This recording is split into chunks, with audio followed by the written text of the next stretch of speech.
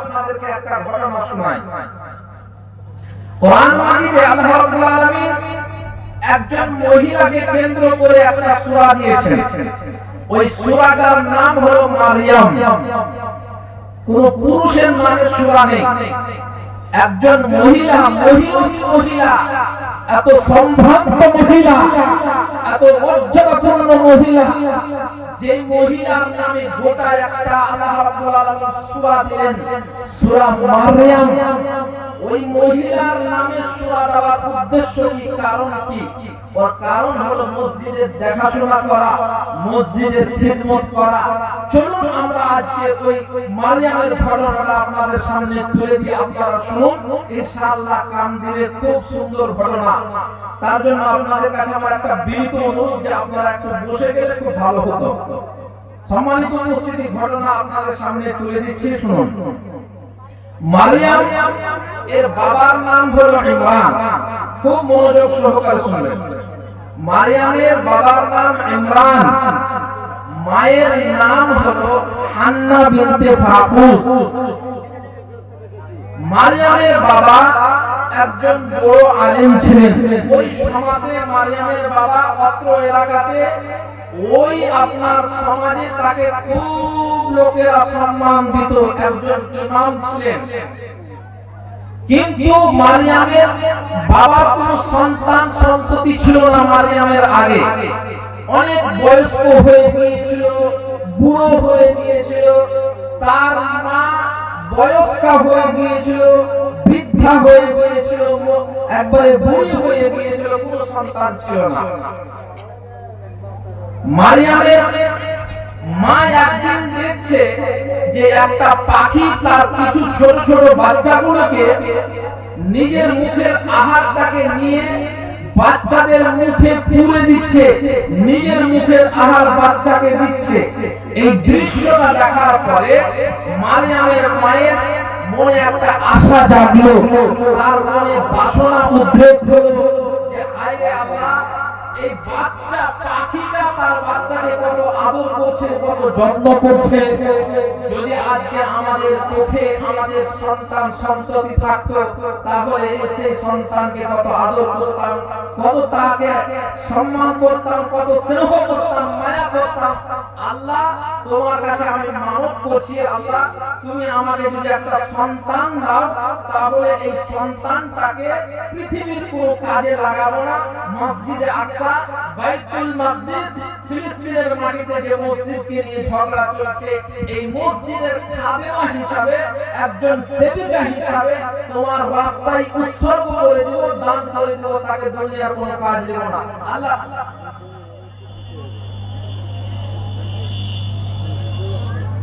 ভাইরা, আপনারা আসুন এবং বসুন। আপনারা অনেকে শুনছে, আসেন, চলে যাচ্ছেন।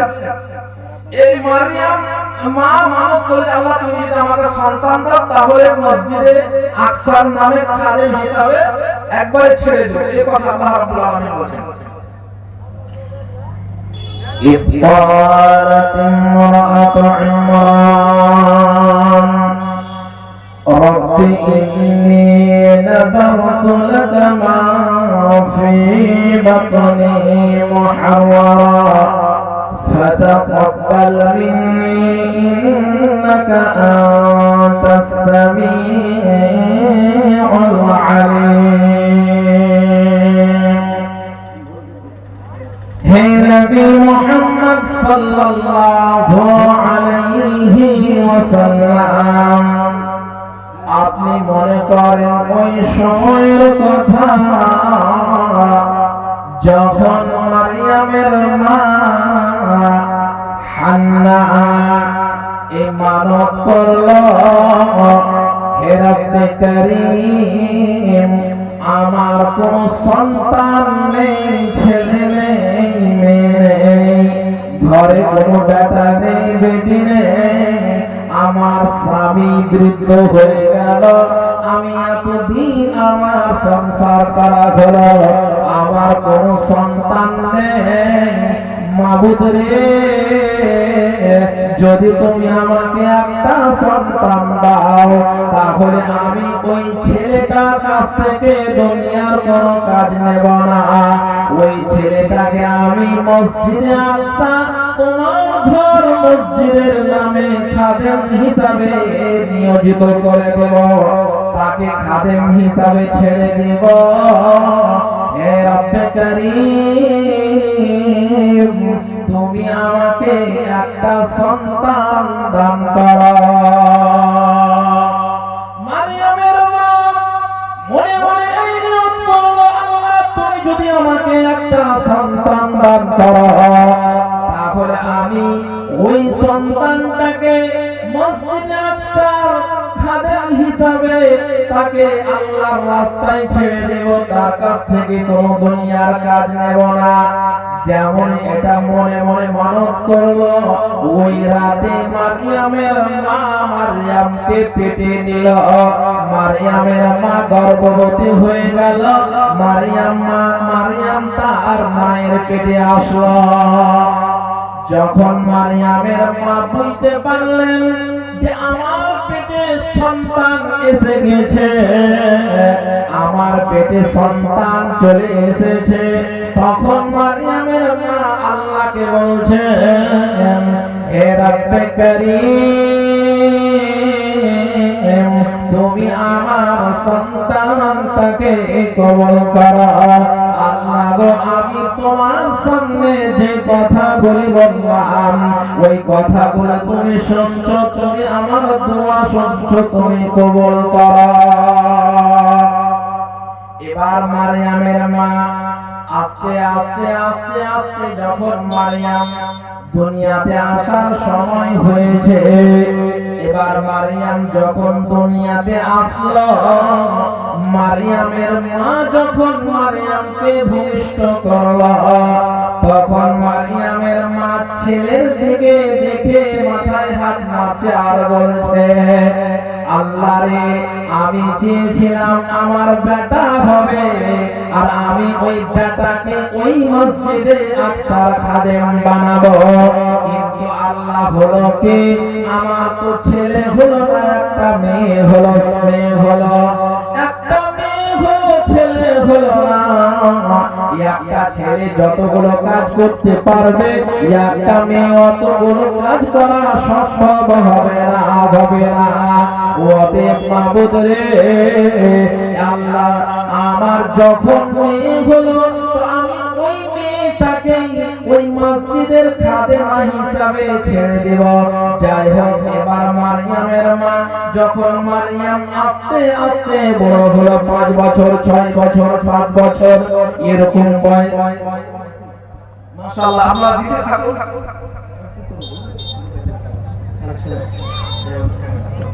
মাশাআল্লাহ দিয়েছেন, একটু শুনুন, তারপরে আমরা আসছি। ওকে ওকে ওকে, ঠিক আছে। এবার মারিয়ামের মা মারিয়ামকে নিয়ে মসজিদে আকসায় দিয়ে দিল। এবার আপনার কিনা মারিয়ামের বাবা ওই বাল্য অবস্থায় মারা যায়, তাকে কে দেখাশোনা করবে? সকালে খাবার কে নিয়ে যাবে, দুপুরের খাবার কে নেবে, রাতের কে খাবার দেবে? তখন ওই সমাজে সবাই চাইছিল যে মারিয়ামকে দেখাশোনা বা জাগির দেওয়া, তার খাবার দাবারের ব্যবস্থা করে দেওয়া আমরা করব, সবাই চাইছিল। সবাই যখন চাচ্ছে, একবারে মারামারি লেগে যাচ্ছে। শেষ পর্যন্ত একটা সিদ্ধান্ত হলো যে সবাই আমরা জর্ডন নদীতে যাব, উত্তর দিক থেকে দক্ষিণ দিকে পানি আসছে, আমরা গিয়ে কলম নিক্ষেপ করব। যার কলম স্রোতে বয়ে যাবে, ও মারিয়ামের দেখাশোনার দায়িত্ব পাবে না। আর যার কলম ওই পানির স্রোতে ডানে যাবে না, বামে যাবে না, কলম স্থির থাকবে, ওই কিন্তু মারিয়ামের দেখাশোনার দায়িত্ব পাবে। এবার তারা এই বুদ্ধি করে, এই সিদ্ধান্ত করে চলে গেল জর্ডন নদীতে। যাওয়ার পর কলম নিক্ষেপ করলো। সবারই কলম যেমন মানে নিক্ষেপ করছে, চাচ্ছে, তেমন স্রোতে বয়ে দক্ষিণ দিকে চলে যাচ্ছে। কিন্তু একজন নবী জাকারিয়া, যিনি সম্পর্কে মারিয়ামের খালু হলেন, এই মারিয়ামের খালু জাকারিয়ার কলম কিন্তু ওই পানিতে আর বয়ে যায় না, ডানো যায় না, বামও যায় না, আপনার দক্ষিণও যায় না, যেখানে রেখেছে ওইভাবে দাঁড়িয়ে থেকে গেছে। এবার ওর দেখাশোনার দায়িত্ব মারিয়ামের খালুর কাঁধে পড়লো। মারিয়ামকে খাওয়া দাওয়া দেওয়া, তার চিকিৎসা করা, তার কোনো প্রয়োজন থাকলে প্রয়োজন মেটানো দায়িত্ব তিনি নিলেন। তিনি যায়, সকালে যান, দুপুরে যান, আর দেখাশোনা করেন। এই কথা আল্লাহ রাব্বুল আলামিন বলেছেন, কুল্লামা দাখালা আলাইহা যাকারিয়াল মিহরাব وجد عندها رزقا। যখনই মারিয়ামের খালু নবী জাকারিয়া যখনই মারিয়ামের কামরাতে প্রবেশ করেন, তখনই মারিয়ামের পাশে তিনি বিদ্যমান দেখতে পান। মারিয়ামের ঘরে তিনি দেখতে পান ঠান্ডা ফল গরমের সময়ে, আর গরমের ফল ঠান্ডার সময়ে। মারিয়ামের কাছে এই ফলগুলো মারিয়ামের খালু নবী জাকারিয়া ছেড়ে কেউ আনতো না, পৃথিবীর অন্য কোনো পুরুষ এনে দিত না। এবার খালু জাকারিয়া ঠান্ডা ফল গরমের সময় আর গরমের ফল ঠান্ডার সময়ে দেখতে পেয়ে আশ্চর্য হয়ে জিজ্ঞাসা করেন, ক্বালা ইয়া মারইয়াম আন্না লাকি হাযা। মারিয়াম রে, বলো বলো বলো, এই ফলগুলো তোমাকে পৃথিবীর কে এনে দেয়? মারিয়াম উত্তর দিচ্ছেন, খালু জান, ওরে আমার খালু আব্বা, আপনি ছাড়া আমার ঘরে পৃথিবীর অন্য কোন পুরুষ আছে না। আপনি আমার ঘরে ঠান্ডার ফল গরমের সময়ে আর গরমের ফল ঠান্ডার সময় দেখতে পাচ্ছেন। এই ফলগুলো কেউ এনে দেয় না, কেউ এনে দেয় না। তবে এই ফলগুলো আমি কেমন করে পাই, আমার ঘরে কেমন করে আসে শুনুন। আর মারিয়াম বলছেন, ক্বালাত হুয়া মিন ইনদিল্লাহ। এই ফলগুলো আমার আল্লাহ আকাশ থেকে আমাকে গিফট করেন, আমাকে দেন। ইন্নাল্লাহা ইয়ারযুকু মান ইয়াশাউ বিগাইরি হিসাব। আল্লাহ যাকে ইচ্ছা বেহিসাব রুজি দান করেন। ওয়াদেব খানু জান, আপনি প্রশ্ন করেছেন মারিয়াম রে, কোথা ফল বলে পেলে, কেমন করে পেলে? আমি আপনাকে বলছি, আমার আল্লাহ আমার ঘরে এই ফলের ব্যবস্থা করে দিয়েছেন। ওই পর্যন্ত নবী জাকারিয়ার কোনো সন্তান ছিল না, বেটা ছিল না। তার মাথার চুলগুলো সাদা হয়ে গিয়েছিল, আর হাড়গুলো কমজোর হয়ে গিয়েছিল, আর উনি এমন বয়সে পৌঁছে গিয়েছিলেন যে উঠতে গেলে লাঠি আর বসতে গেলে মাটি। এমন একটা বুড়ো বয়সে পৌঁছে গিয়েছিলেন, তখন পর্যন্ত তোনার কোনো সন্তান ছিল না। তিনার স্ত্রী একেবারে বন্ধা ছিলেন, বান ছিলেন, কোনো সন্তান ছিল না। মা জাকারিয়া নবী মারিয়ামের ফল দেখে চিন্তা করলেন যে আল্লাহ ঠান্ডার ফল গরমে দিতে পারে, আর গরমের ফল ঠান্ডায় দিতে পারে। এখন আমার বয়স অনেক হয়েছে, আমার চোখ দেখতে পাই না, আমার হাড়গুলো কমজোর হয়ে গিয়েছে, আর আমি একজন নবী। আমি মারা গেলে আমার নবুয়তটাকে চালাবে, আমার কোনো বংশে সন্তান নেই। রব্বুল আলামিন, তুমি যখন ঠান্ডার ফল গরমে দিতে পারো আর গরমের ফল ঠান্ডায় দিতে পারো, তাহলে তুমি, আমি বয়স্ক হয়ে গিয়েছি, আমি বুড়ো হয়ে গিয়েছি, তো কি হলো? তুমি এখন আমাকে এই বয়সেও সন্তান দিতে পারো। আল্লাহর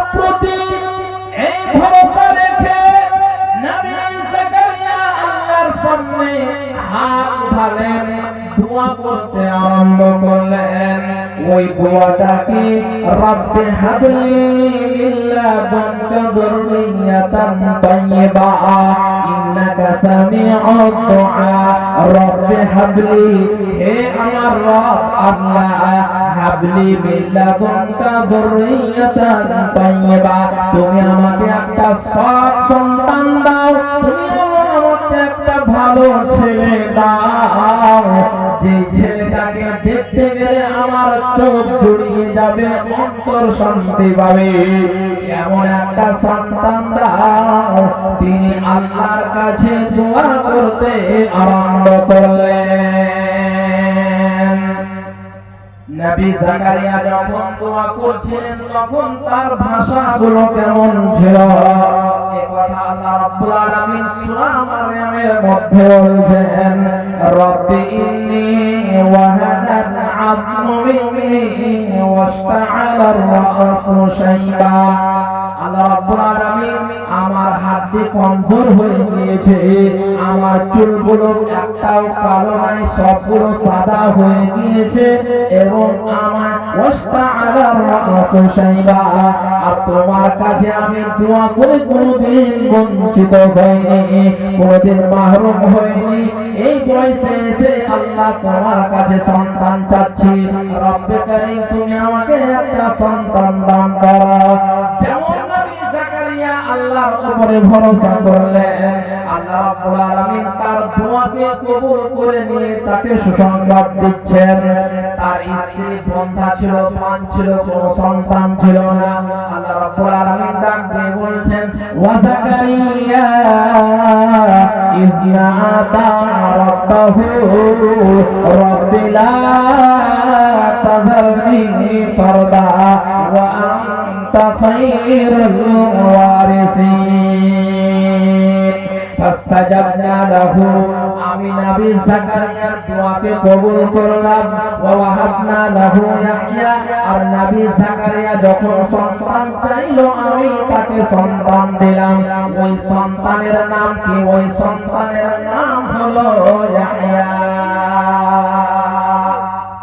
সম্মানিত উপস্থিতি শুনুন আল্লাহ রাব্বুল আলামিন নবী জাকারিয়া মারইয়ামের কাছে ফল দেখতে পেলেন যে দোয়া করলেন যে আল্লাহ ঠান্ডার ফল গরমে দিতে পারে আর গরমের ফল ঠান্ডায় দিতে পারে ওই আল্লাহ আমার বয়স হয়ে গিয়েছে আমি দেখতে পাই না হাড়টি কমজোর হয়ে গিয়েছে কি হলো ওই আল্লাহ আমাকে এই বয়সে সন্তান দিবে অবশ্যই দেবে আল্লাহর কাছে দোয়া করলেন আল্লাহ বলেন তোমার দোয়া কবুল করলাম তোমার তো সন্তান হবে ছেলে হবে ছেলেটার নাম আমি দিলাম ইন্না মুবাশশিরুকা বিগুলামিন ইসমুহু ইয়াহইয়া ওই ছেলের নাম দিলাম আপনার কিনা ইয়াহইয়া পৃথিবীতে নবী জাকারিয়ার বেটার আগে কাউর নাম ইয়াহইয়া ছিল না আমি যেটা বলতে চাচ্ছি সেটা হলো এই মসজিদ নির্মাণ করা কত গুরুত্বপূর্ণ যে দেখুন যে আল্লাহ রাব্বুল আলামিনের পক্ষ থেকে যারা মসজিদের সহযোগিতা করবে যারা মসজিদকে ভালোবাসবে মসজিদের কাজে নিজেকে সময় দেবে তার বাড়িতে রুজির অভাব হবে না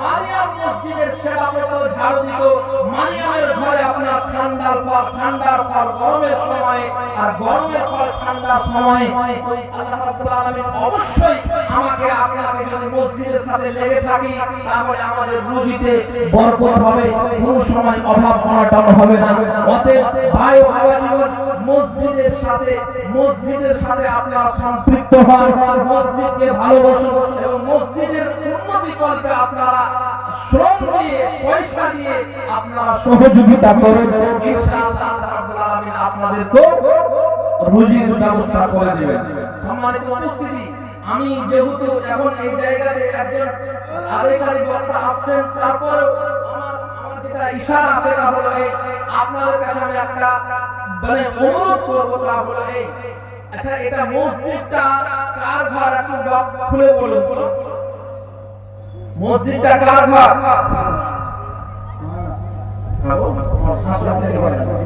মাশাআল্লাহ কে বলছো মাশাআল্লাহ আপনার বাড়ি আসল কোথায় ভাই আন্ধারিয়া হ্যাঁ আন্ধারিয়া যাদবপুর আন্ধারিয়া না যাদবপুর আমি চিনি আমি বক্তা থাকি মাশাআল্লাহ আমি ভুলকি মাদ্রাসায় পড়াই মাশাআল্লাহ দিয়েছে আল্লাহুম্মা সাল্লি আলাইহি ওয়া বারিক আলাইহি যখন মসজিদ এই মসজিদ আপনার পক্ষে কথা বলবে। আপনি যেটা দিয়েছেন ইনশাআল্লাহ আপনার কিনা একদিন এটাকে আপনি দেখতে পাবেন।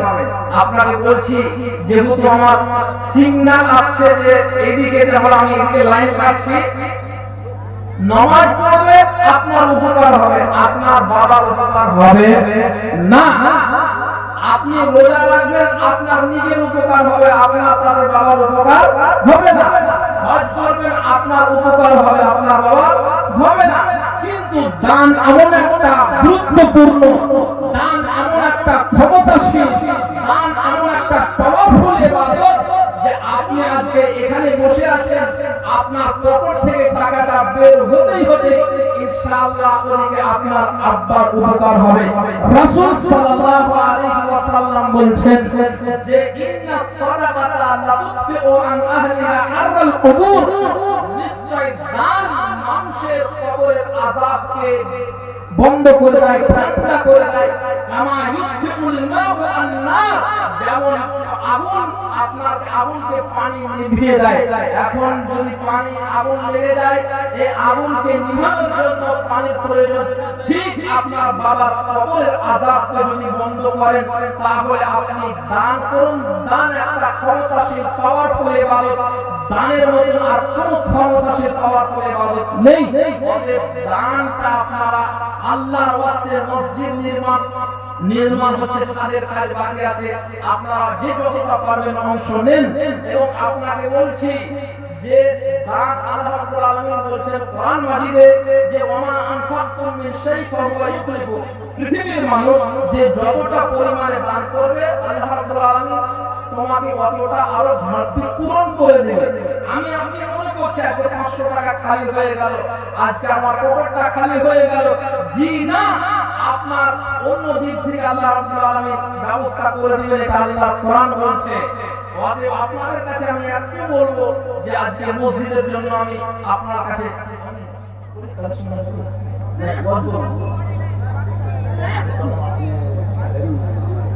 ওটা তো বলছি, আমি বলতে পারবেন না, আপনি কাকে ওটা বলছেন তাহলে শুনুন।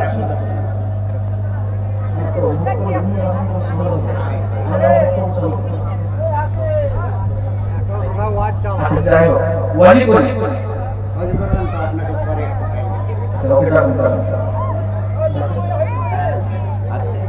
সম্মানিত মুসলিম শুনুন, ভাইরা আমার, বাপজানেরা আমার, মানুষ যখন মরে তখন কোনটা আমল করতে চাই জানেন?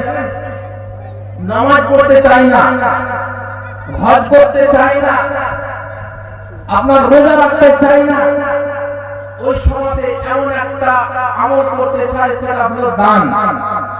আল্লাহ রাব্বুল আলামিন কোরআন মাজিদে বলেছেন ওয়া আনফিকু মিম্মা রাযাকনাকুম মিন ক্বাবলি আন ইয়াতি আহাদাকুমুল মাউত ফায়াকুলা রাব্বি লাউলা আখারতানি ইলা আজালিন করিব ফাআসাদ্দাক ওয়া আকুন মিনাস সালিহিন। মরার সময় মানুষ নামাজ আদায় করতে চায় না, হজ করতে চায় না, আপনার রোজা রাখতে চায় না, কারণ নামাজ পড়তে গেলে আপনার গোসলের প্রয়োজন হলে গোসল করতে হবে, ওযু করতে হবে, আর আপনার কিনা মসজিদে যাওয়া লাগবে, এটা একটা সময় লাগবে। হজ করতে গেলে 1 বছর পূর্ণ সিজন লাগবে। আপনার যাকাত দিতে গেলে সময় নিসাব পরিমাণ সম্পদ হতে হবে।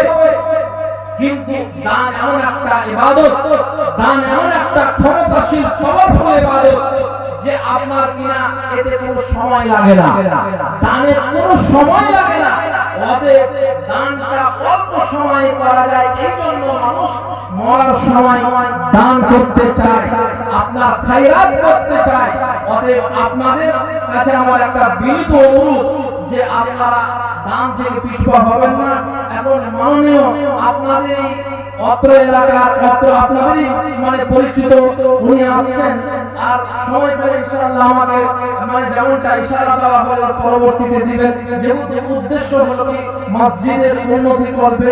যাই হোক, এখন আমি সময়টা নষ্ট না করে শাইখকে দিয়ে দিচ্ছি, ইনশাআল্লাহ পরবর্তীতে